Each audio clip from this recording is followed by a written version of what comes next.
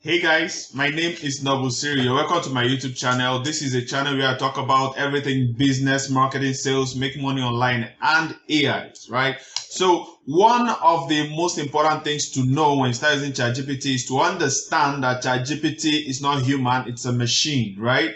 And machines, if you understand how machines function, you will agree with me that machines will only return what you have given to it.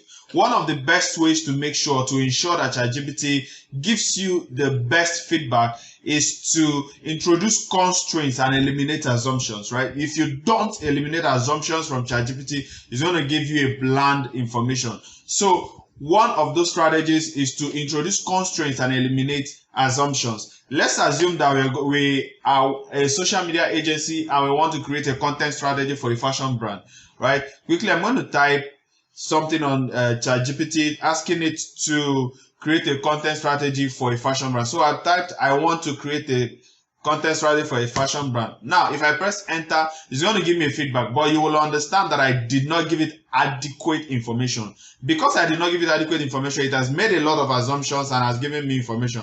But what would happen? What will happen if I go ahead and introduce a few more things by saying, I want to create a content strategy for a fashion brand with focus on Gen Z, right? So I'm beginning to introduce to limit its research. Now I'm focusing on Gen Z, right?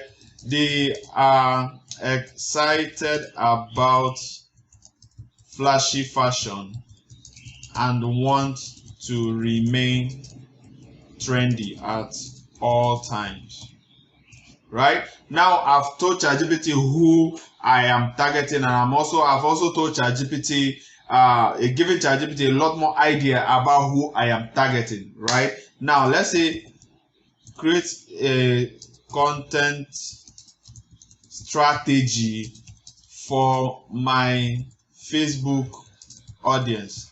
Now I am introducing a platform, right?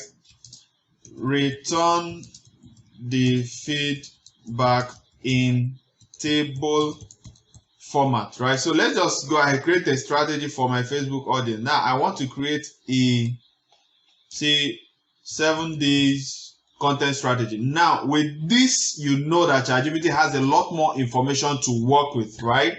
It has a lot more information to work with. It now knows who I'm talking to. It now knows the platform I'm pushing it out. It now has an information about my audience, right? So instead of giving you some sort of generic information, ChatGPT has gone ahead to give us in table format with something that is trendy, you see, trendy lookbook, with something that focuses on Gen Z. Now, the second thing to do is to treat ChatGPT like an intern, like someone who is learning from you, because as an artificial intelligence, all it does is to learn how you want it to talk, how you want it to return feedback, right? So we've already established that in what we have done. We have taught ChatGPT who our audience is, right? We have also taught ChatGPT how to return feedback. Now, assuming we do not like the feedback it has given, we can go ahead and say, your feedback is nice, but does not properly address my target audience. Go deeper and give something captivating, right? Now, this is me training it to give me the kind of feedback I want. So that is the second strategy to increase ChatGPT productivity, right? Let's quickly go ahead. The third thing to understand or to do is to agree that ChatGPT does not think, right? ChatGPT works with a lot of information it pulls from databases. That way it doesn't think, right? That is what artificial intelligence does. So your job is to think about the concept, understand what you're talking about, understand what you want, and then frame your questions properly. It is called framing, right? Frame your prompts properly. So if you're going to be working with ChatGPT, you need to understand what you're looking for and frame it properly. If I did not understand who my audience is, there is no way I would have been able to frame my questions or my prompts properly. So if you want ChatGPT to return near perfect feedback to you, better understand the concept, understand the information you're looking for, and properly frame what you want. Assuming I'm working on a research for a food production company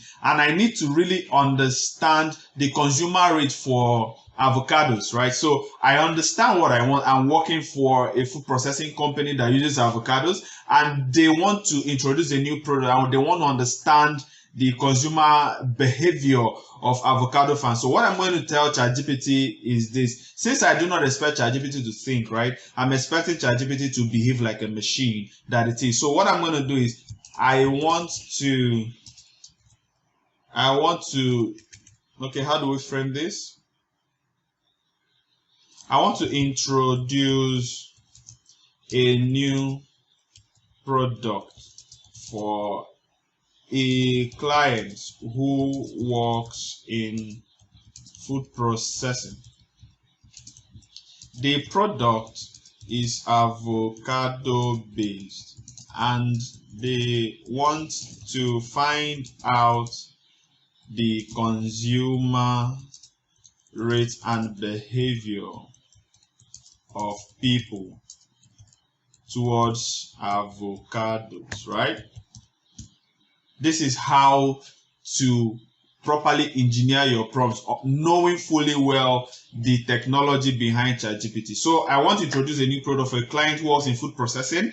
The product is avocado based and they want to find out consumer rate and behavior of people towards avocado. This information will help decide whether to go ahead with the production. Give a somewhat detailed